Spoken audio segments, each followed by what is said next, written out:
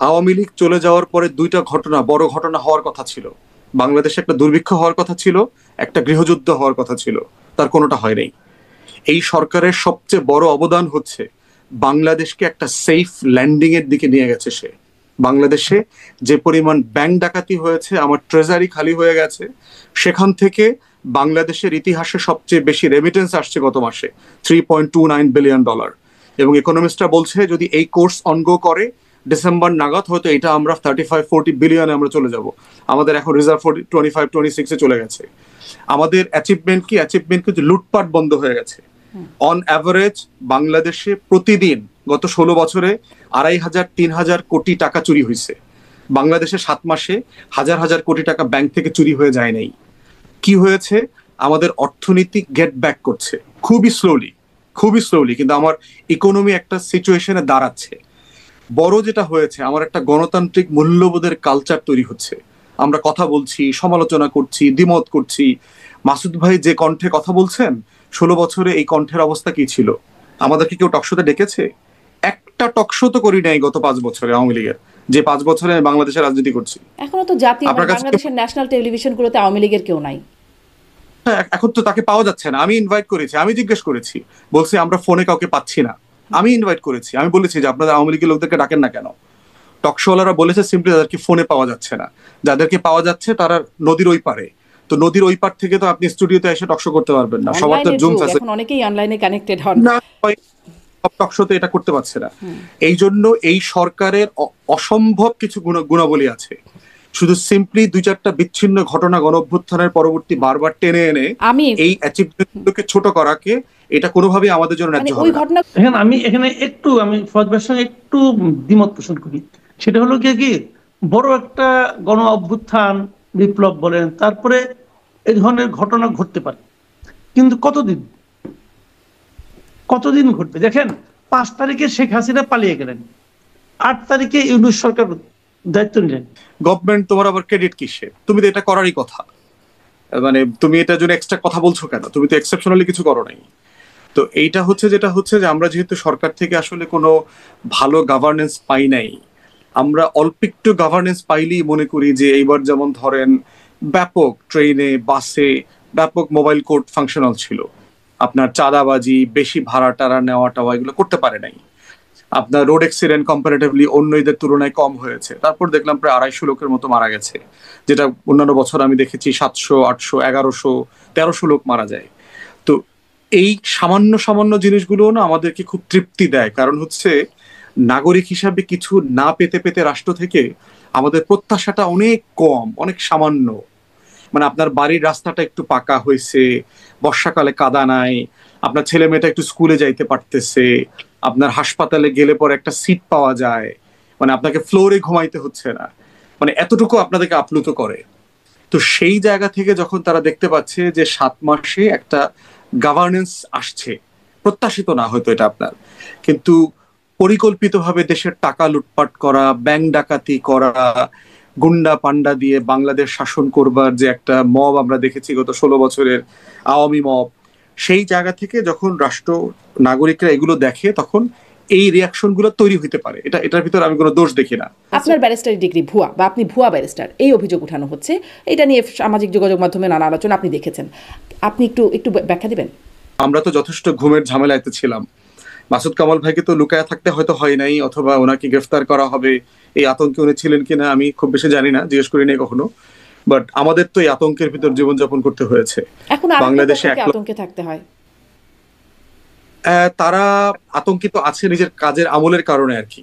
বর্তমান সরকার তাদেরকে পিটায়া আতঙ্কিত করে রাখছে, ব্যাপারটা এরকম না। না, ওই যে জেলখানায় বেল পায়, বেল পাওয়ার পরে মাইর খায়, সেখানেও আর কি এই বিষয়গুলো তো হচ্ছে, বাড়িঘর ভাঙচুর হয়, লুটপাট হয়ে যায়। এবং এটা স্টেট স্পন্সর্ড কিনা আপনাকে পার্থক্যটা দেখতে হবে। একটা হচ্ছে ধরেন আপনি স্থানীয়ভাবে আমাকে 15 বছর পিটাইছেন, এলাকা ছাড়া করছেন, আমি এখন সুযোগ পাইছি, এখন এসে আপনাকে এলাকায় পিটাইতেছি। প্রশ্ন হচ্ছে এটা কি রাষ্ট্র করছে কিনা? কিন্তু গত 16 বছরে যে জুলুমের শিকার আমরা হয়েছি সেটা হচ্ছে স্টেট স্পন্সর্ড হ্যারাসমেন্ট যেটা। অনেক প্রসঙ্গ আছে, দেশে বিনিয়োগ সম্মেলন হচ্ছে, ঐক্যমত কমিশনের বৈঠক হচ্ছে, এদিকে বিদেশে যাচ্ছেন আমাদের মাননীয় প্রধান উপদেষ্টা, বিভিন্ন বৈঠক করছেন, গুরুত্বপূর্ণ বৈঠক, সামনে আরও যাবেন, এরকম আমরা কথাও শুনতে পাচ্ছি। সব অনেকগুলো বিষয় আসলে আলোচনায় আনতে চাই। তবে শুরুটা করতে চাই ব্যারিস্টার আসাদুজ্জামান ফুয়াদ আপনার কাছ থেকে, যে আপনাকে নিয়ে ইদানিং অনেক রকম কথাবার্তা উঠছে। আপনি এটা নিয়ে গণমাধ্যমে কথাও বলেছেন, আমি শুনেছি, কিন্তু তারপরে আমার দর্শকদের জন্য ছোট ছোট করে দু একটা বিষয় যদি একটু শুনি। আপনার ব্যারিস্টারি ডিগ্রি ভুয়া, বা আপনি ভুয়া ব্যারিস্টার, এই অভিযোগ উঠানো হচ্ছে। এটা নিয়ে সামাজিক যোগাযোগ মাধ্যমে নানা আলোচনা আপনি দেখেছেন, আপনি একটু একটু ব্যাখ্যা দিবেন? ব্যাখ্যা কোনটা, গুজব নিয়ে না সার্টিফিকেট নিয়ে? আপনি যেভাবে মনে করেন। একটা বিষয় হচ্ছে, অনলাইনেই তো হচ্ছে যে আমার বন্ধুরা শত্রুরা মিলেই আপনার নাম টাম দিয়ে যেভাবে মানে কমেন্ট নিয়ে আসছে, দুই পক্ষেই তো কমেন্ট আছে। তো ওই যে নামের যে ঝামেলাটা আছে আর কি, সেটা আমাদের সবারই তো সার্টিফিকেট আসল নাম বলে একটা জিনিস আছে।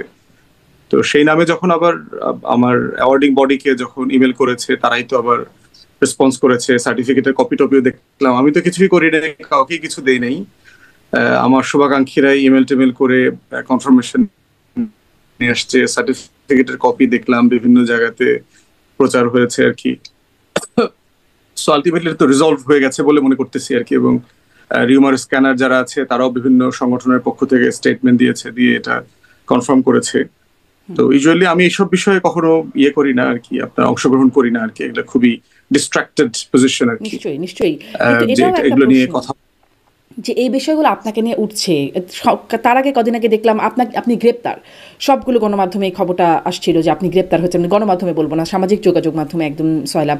কেন আপনাকে নিয়ে মানে একটার পর একটা এরকম হচ্ছে বলে মনে হয়?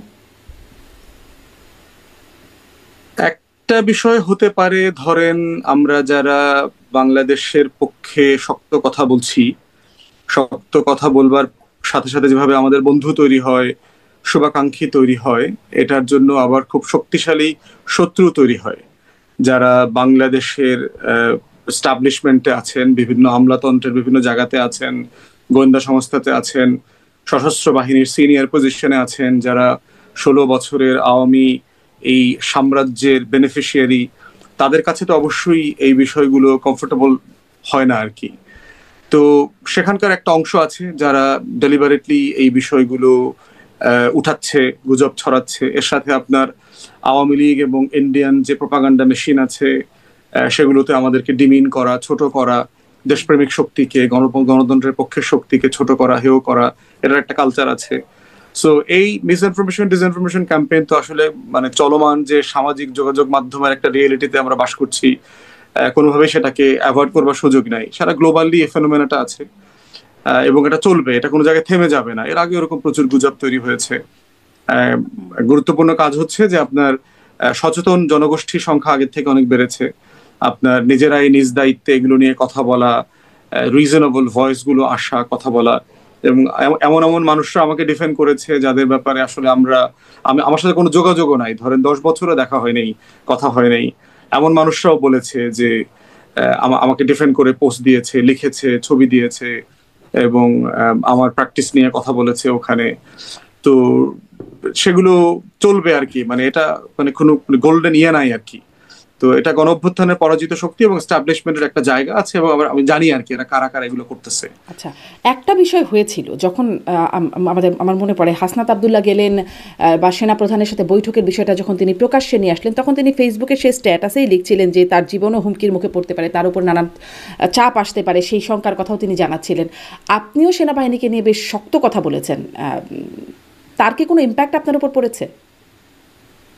সরাসরি কেউ হুমকি দিয়েছে এমনটা না, সরাসরি কেউ বলে টলে নাই। বাট এমনি ধরেন প্রচুর SMS পাই, আপনার মেসেঞ্জারে থ্রেট পাই, তুই নাকি এটা করবি, ওইটা করবি, আমি দেখে দিব,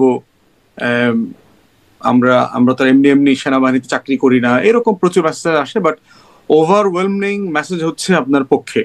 সেনাবাহিনীতে আমার হাজার হাজার ভক্ত আছে, বিশেষ করে সোলজারদের মধ্যে আপনার, এরপর হচ্ছে জুনিয়র অফিসার যারা আছে, এবং সিনিয়রদের মধ্যেও যারা দেশপ্রেমিক শক্তি আছে, যারা রিয়েলি আপনার একটা প্রফেশনাল অফিসারদের সার্ভিস দেখতে চায়, এমন একটা বিশাল সংখ্যা আছে।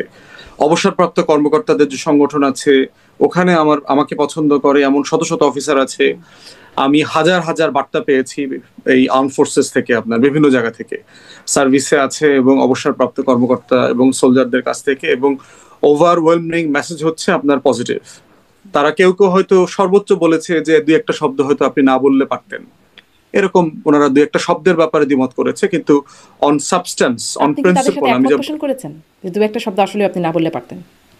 একান্তই আমার এই ব্যাপারে, হ্যাঁ এটা আপনি বলতেই পারেন, আমি হয়তো না বললে পারতাম, হয়তো ওনারা এটা ভিন্নভাবে নিয়েছেন, আমারও ব্যাখ্যা আছে, এটা খুব একদম সাবস্ট্যান্টিভ, আমি কোনো ভুল করেছি ব্যাপারটা তা না। দেখেন দেখেন একটা জিনিস, একজন লোক বললো উন্নয়ন নিয়ে একটা কথা বললো, আমি এত এত উন্নয়ন করেছি সে বলল, কিন্তু বাস্তবে আমি দেখলাম সে উন্নয়নটা করে নাই, সে উন্নয়নের নামে চুরি করেছে। খুব শুদ্ধ ভাষায় বলল। এটা কি শ্লীল না অশ্লীল?